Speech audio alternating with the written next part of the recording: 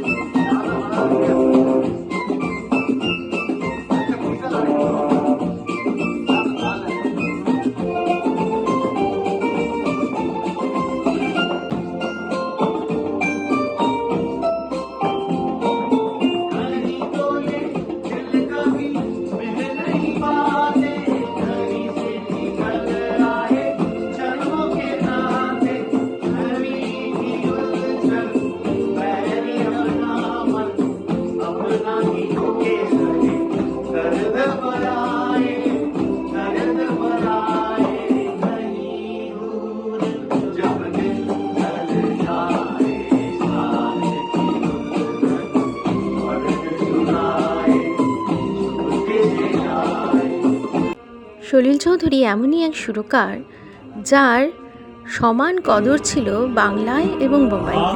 আর তাই তার বহু গানের যেমন হিন্দি তেমনই বাংলা রূপ আমরা পাই।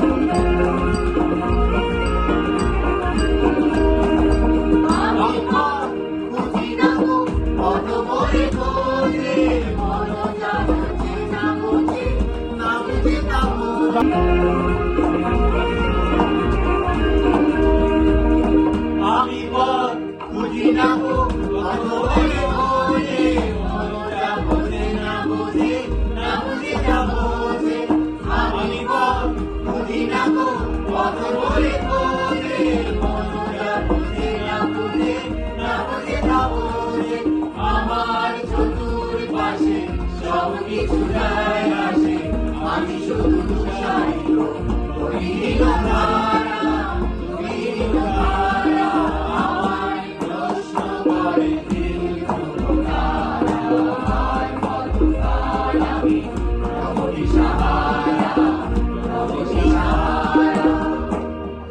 গানের আড্ডা যখন ভীষণ জমে উঠেছে, তখন কথায় কথায় উঠে এলো এই গানের কথাটা। শান্তনুদার কাছে জানতে পারলাম যে একবার সলিল চৌধুরীর প্লেন নাকি ভীষণ দুর্যোগের মধ্যে পড়েছিল। মনে মনে উনি প্রায় বাঁচার আশা ছেড়েই দিয়েছিলেন, কিন্তু সেই ঝড়ের মধ্যেও এই ঝড়ের গান লিখে যেতে তিনি ভোলেননি।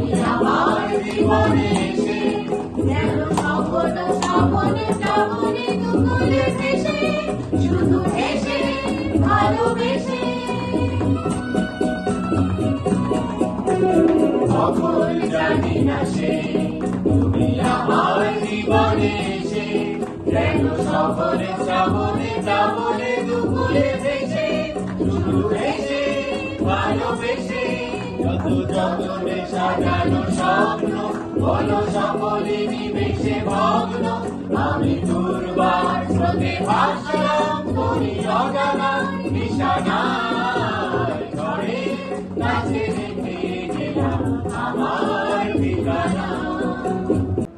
সলিল চৌধুরী গানের আড্ডা হবে আর সেখানে রোম্যান্টিক গানের কথা উঠবে না, তা তো হতেই পারে না। তিনি যে আমাদের উপহার দিয়ে গেছেন একের পর এক কালো জয়ী রোম্যান্টিক গান।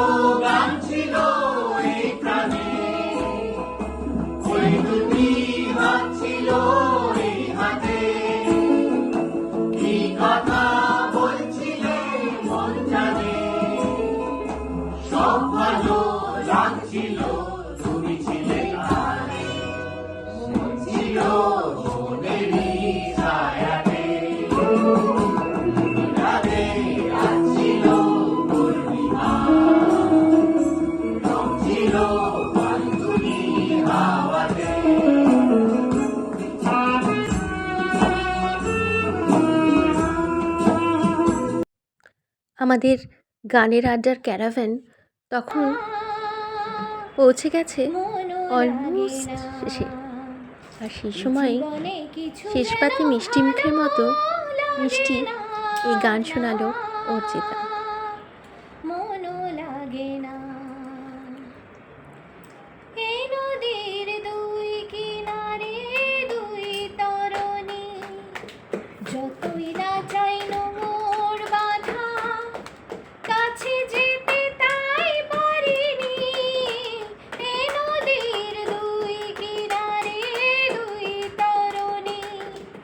যতই না বাইনো মোর বাধা, কাছে যেতে তাই পারিনি।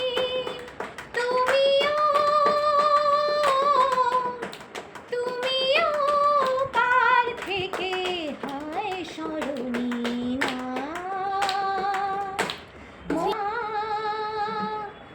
মনও লাগে না এই জীবনে কিছু যেন ভালো। আর এখানেই ইতি। কিন্তু আমাদের গানের ক্যারাভানের যাত্রা কিন্তু এখানেই শেষ নয়। আমরা অধীর আগ্রহে অপেক্ষা করে আছি আমাদের আগামী আড্ডার।